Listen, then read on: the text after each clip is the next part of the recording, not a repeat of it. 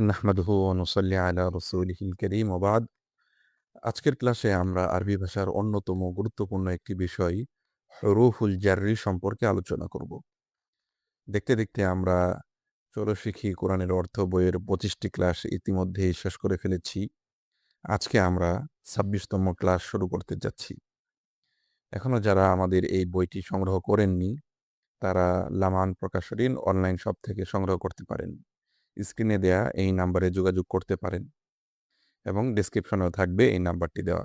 আপনারা চাইলে ফোন করে এই নাম্বার থেকে যোগাযোগ করে বইটি সংগ্রহ করতে পারেন। সেই বইয়েরই ধারাবাহিক ক্লাস চলছে। আজকে আমরা আলোচনা করব হরুফুল জাররি সম্পর্কে। প্রথমেই আমরা এখানে হরুফুল জাররিগুলো পড়ে নিচ্ছি।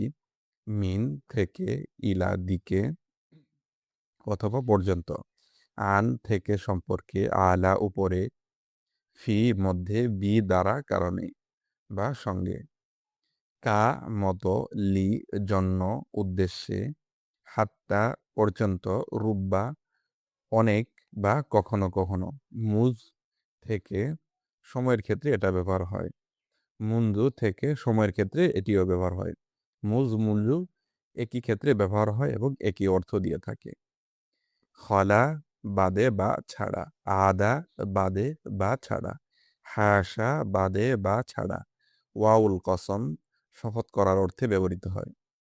মানে যখন আল্লাহর নামে কোনো কিছু শপথ করা হয়, তখন সেই ক্ষেত্রে ওয়াও ব্যবহার করা হয়। অনুরূপভাবে তাউল কসম শপথ করার অর্থে ব্যবহৃত হয়। যখন আল্লাহর নামে শপথ করা হয়, তখন তাল্লাহি ওয়াল্লাহি এভাবে ব্যবহার করা হয়ে থাকে। এখানে আমরা আলোচনা দেখব, উপরের শব্দগুলোকে হরফুল জাররি বলে, একটিকে হারফুল জাররি বলে। এগুলো ইসিমের শুরুতে এসে তার শেষে জের দেয়। যেমন আনিল বাইতি, ঘর থেকে। এখানে যে শব্দগুলো আছে, হরফগুলো, এগুলোকে সম্মিলিতভাবে সবগুলোকে একত্রে বলে হরফুল জাররি, জর দেওয়ার হরফ সমূহ। আর যখন একটি হবে তখন তো আর সমূহ থাকবে না, শুধুমাত্র নির্দিষ্টভাবে একটি, তখন এটাকে হারফুল জাররি বলা হবে। তখন আর বহুবচনের শব্দ ব্যবহার করা হবে না, হারফুল জাররি বলা হবে। তো এই শব্দগুলো বা এই হরফগুলোর কাজ হলো পরবর্তী ইসিমকে জের দিবে, ফেলকে কিন্তু জের দিবে না। কখনোই ফেলের শুরুতে আসবে না এই হরফগুলো। কোনো ক্রমে যদি আপনি দেখেন যে এগুলো ফেলের শুরুতে এসেছে, ফেলের আগে এসেছে, তাহলে এই হরফের পরে কোনো একটা শব্দ উজ্জ আছে, তারপরে ফেল এসেছে, এরকম হবে। কিন্তু সরাসরি ফেল আসবে না এই হরফগুলোর পরে। তাহলে এই হরফগুলোর পরে ইসিম আসবে। যে ইসিমই আসবে সেটা জের হবে। জের বলতে এখানে বোঝানো হয়েছে, যদি এর পরের শব্দটি পুরুষের নাম হয় তাহলে ২ জের হবে, মহিলার নাম হলে ১ জবর হবে, আলিফ লাম যুক্ত শব্দ হলে ১ জের হবে এবং মুযফ হলেও ১ জের হবে। অর্থাৎ যেই শব্দগুলোর আগে এই হরফ যুক্ত হওয়ার পূর্বে থেকেই শেষে ২ পেশ, সেগুলো শেষে ২ জের হবে। যেগুলো ১ পেশ, সেগুলোর শেষে ১ জের হবে, শুধুমাত্র মহিলার নামগুলো ব্যতীত। যেমন মিন ফাতিমাতা, মিন আইশাতা, এরকম ব্যতীত। এছাড়া যেগুলো আলিফ লাম যুক্ত শব্দ হওয়ার কারণে শেষে ১ জবর হয়েছে বা শেষে ১ পেশ হয়েছে, যেমন আল বাইতু, আর রজুলু, এগুলোর শুরুতে যদি হরফুল জার আসে তাহলে তার শেষে ১ জের হবে, যেমন মিনাল বাইতি, মিনার রজুলি, এরকম। তাহলে আমরা বুঝতে পারলাম যে এই হরফুল জাররি গুলো ইসিমের শুরুতে এসে তার শেষে জর দেয়। এখন জরটা সব ক্ষেত্রেই জের হবে, শুধুমাত্র মহিলার নাম ব্যতীত। মহিলার নাম ব্যতীত এবং আরো কিছু ইসিম আছে যেগুলো আমরা একটু পরে জানবো, সেগুলা ব্যতীত বাকি সব ইসিমের শেষে জের দেয়। যেমন যেই শব্দটির শেষে ২ পেশ আছে, যেমন কিতাবুন, কলামুন, এগুলোর শুরুতে যদি মিন বা এই জাতীয় হরফুল জার আসে তাহলে তার শেষে ২ জের হবে, যেমন মিন কিতাবিন, আলা রজুলিন, এরকম। আর যেগুলো আলিফ লাম যুক্ত হওয়ার কারণে ১ পেশ হয়েছে, সেগুলোও শেষে ১ জের হবে, যেমন আর রজুলু, আল কলাম, আলার রজুলি মিনাল কলামি, এরকম। আর মহিলার নাম যেগুলো আছে, অর্থাৎ যে শব্দগুলোর শেষে সবসময় এক পেশ থাকে, অন্য জায়গায় ব্যবহার না হলে, যেমন ফাতিমাতু, আয়েশাতু, ফিরআউনু ইত্যাদি নামগুলো, এগুলোর শেষে যেহেতু পূর্ব থেকেই এক পেশ এবং এই শব্দগুলো এক পেশ বিশিষ্ট, সেই জন্য এই শব্দগুলোর শুরুতে যদি হরফুল জার আসে, তাহলে এর শেষে এক জবর হবে। তো এখানে ব্যবহারগুলো পড়লে আমরা আরো স্পষ্টভাবে বুঝতে পারবো। যেমন এখানে পড়ছি মিনাল করিয়াতি ইলাল মাদিনাতি, গ্রাম থেকে শহর পর্যন্ত। আনিল বাইতি, ঘর থেকে। আলাল ফিরশি, বিছানার উপরে। ফিল করিয়াতি, গ্রামে। বিল কলামি, কলম দ্বারা। আংতাকাল আসাদি, তুমি সিংহের মতো। লিওয়াজহিল্লাহি, আল্লাহর সন্তুষ্টির জন্য। হাত্তাল কিয়ামাতি, কিয়ামত পর্যন্ত। রুব্বা মালিন ইনদি, আমার কাছে কত মাল আছে। অথবা রুব্বা মালিন ইনদি, আমার কাছে কমই মাল আছে, কমই সম্পদ আছে। আমিল তু মুন্দু ইয়াউমাইনি, আমি 2 দিন যাবত কাজ করেছি।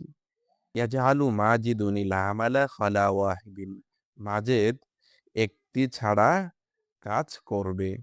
কাফারল কুফারু আদাল মুসলিমিনা, কাফেররা কুফরি করেছে মুসলমানগণ ব্যতীত। যালামাল কুফারু হাসাল মুমিনিনা, কাফেররা অত্যাচার করেছে মুমিনগণ ব্যতীত। ওয়াল্লাহি আনা আমিলতু, আল্লাহর শপথ আমি কাজ করেছি।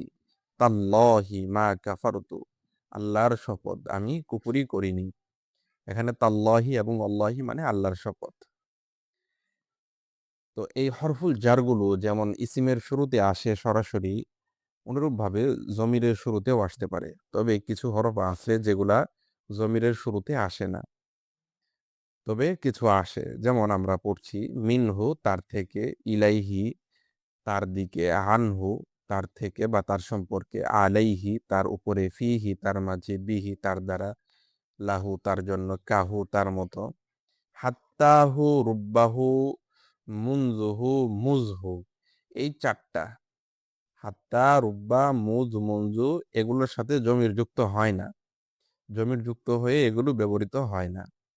এখানে এগুলো যুক্ত করে নিয়ে আসা হয়েছে এটা জানানোর জন্য যে এই 4টা অক্ষর বা এই শব্দ এর সাথে জমির যুক্ত হয় না, জমির যুক্ত করে ব্যবহার করা হয় না। এছাড়া বাকি যেগুলো আছে সেগুলোর সাথে জমির যুক্ত হয়। তারপর খলাহু, তাছাড়া। আদাহু, তাছাড়া। হাসাহু, তাছাড়া। ওয়াল্লাহি বিল্লাহি, আল্লাহর শপথ, আল্লাহর শপথ। এখানে ওয়াল্লাহি তাল্লাহি হবে, এটা ওয়াল্লাহি তাল্লাহি, আল্লাহর শপথ।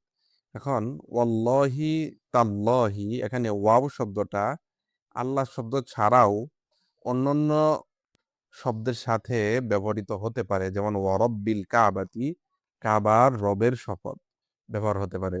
কিন্তু তা শব্দটা শুধু আল্লাহর সাথেই ব্যবহার হয়। যেমন তাল্লাহি, আল্লাহর শপথ। তা রব্বিল কাবা এরকম ব্যবহার করা হয় না। তাহলে ওয়া এবং তা, এই দুইটার মধ্যে পার্থক্য হলো ওয়াওটা আল্লাহ শব্দ এবং অন্য শব্দের সাথে ব্যবহার হয়, কিন্তু তা শুধুমাত্র আল্লাহ শব্দের সাথেই ব্যবহার হয়। যেমন তাল্লাহি, আল্লাহর শপথ। তো এই বিষয়টি আমাদেরকে মনে রাখতে হবে। তাহলে এখানে আমাদের বিশেষভাবে যেটা মনে রাখতে হবে, এই হরফুল জারগুলো পরবর্তী ইসিমকে জের দেয় এবং এগুলো জমিরের সাথে যুক্ত হয়ে ব্যবহৃত হয়। তবে এই 4টি ব্যতীত, হাত্তা, রুব্বা, মুজ, মুনজু, এই 4টার ক্ষেত্রে সাধারণত জমির যুক্ত হয়ে ব্যবহৃত হয় না, আর বাকিগুলোর ক্ষেত্রে ব্যবহার হয়। তো এখানে আমরা দুই একটা যদি তারকিব করি, মিনাল করিয়াতি ইলাল মাদিনাতি, গ্রাম থেকে শহর পর্যন্ত।